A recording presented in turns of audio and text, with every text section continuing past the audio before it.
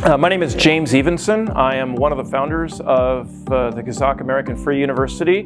I'm very happy to be here this week presenting a lecture or a seminar on entrepreneurship. I'm an entrepreneur. Many of my friends who have graduated from this university are entrepreneurs who've gone on to create phenomenal businesses, some small, some medium, and some huge businesses, all because they were educated here and they developed their talent and their skills as entrepreneurs. So my goal is to present a seminar that introduces our students to the idea of entrepreneurship.